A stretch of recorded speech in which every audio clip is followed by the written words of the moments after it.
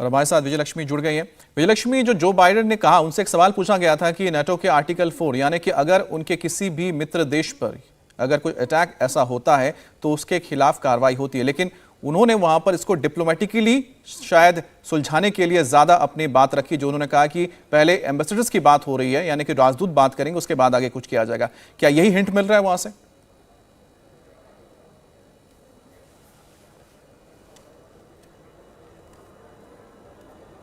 विजयलक्ष्मी, आपको आवाज मिल रही है?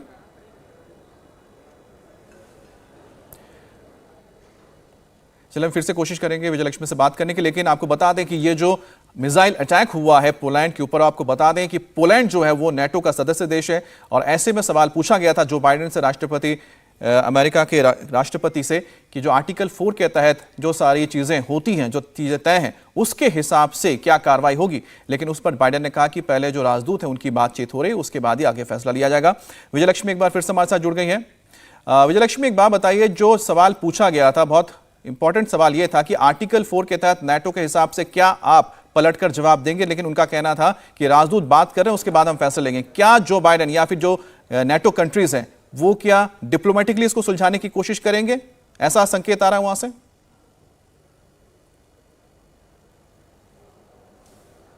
देखिए, देखना होगा कि किस तरह का डिप्लोमेटिकली या किस तरह से चीज़ें हैंडल की जाएंगी, क्योंकि G20 का समिट चल रहा है और अगर आप देखेंगे तो हमेशा कंसेंसस बनाने की या हमेशा चीज़ों को रिजॉल्व करने की कोशिश ऐसे मल्टीलेटरल प्लेटफॉर्म्स पर होती है। इनफैक्ट परसों शी जिनपिंग और जो बाइडेन की भी मुलाकात हुई। दोनों देशों के बीच के कैसे रिश्ते हैं वो किसी से छुपे नहीं हैं, लेकिन उसके बावजूद फिर दोनों देशों के बीच भी स्टेटमेंट्स आई। तो अब यहाँ पर देखना होगा कि क्या डिप्लोमेटिकली चीज़ें आगे बढ़ेंगी, क्योंकि अभी तक हमने देखा नहीं कि कोई बहुत एस्केलेट करने के हिसाब से चीज़ें अभी तक नहीं हुई। अभी तक हम देख रहे हैं कि डिप्लोमेसी या डिप्लोमेटिकली ही चीज़ें हैंडल की जा रही हैं। हालांकि दबाव ज़रूर बनाया जाता है, लेकिन अभी तक कोई कार्रवाई या जिस तरह से आपने कहा नेटो के आर्टिकल 5 या कुछ इस तरह की बातें कुछ लोग कर रहे हैं, लेकिन वेट करना होगा। अभी चीज़ें जो हैं, अभी तमाम लोग जो हैं वो एक तरीके से उस पर कोई कॉन्क्रीट चीज़ें आए, अभी ये डेवलपमेंट कैसे अनफोल्ड होगा इसको देखना होगा।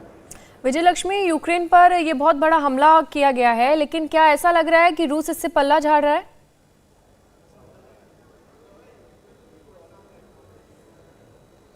देखिए, जिस तरह का बयान रूस से आया है उससे तो यही लगता है, क्योंकि रूस शुरू से अपने स्टैंड को या जो भी कार्रवाई वो कर रहा है उसको जायज़ ठहराने की कोशिश हमेशा रूस की तरफ से होती रही है। इनफैक्ट जब पहले भी हमारे प्रधानमंत्री की राष्ट्रपति पुतिन से मुलाकात हुई थी तो प्रधानमंत्री नरेंद्र मोदी ने पीस की बात की थी और कहा था कि it's not an era of Wars. लेकिन उस समय भी हमने देखा था कि एक छोटा सा जवाब दे दीजिए, एक छोटा सा जवाब विजयलक्ष्मी, क्योंकि वहां पर रूस के विदेश मंत्री मौजूद है। रूस ने तो पल्ला झाड़ लिया है ना कि जो मिसाइल गिरा या जो भी अटैक हुआ है पोलैंड पे, वो रशिया का उससे कुछ लेना देना नहीं है।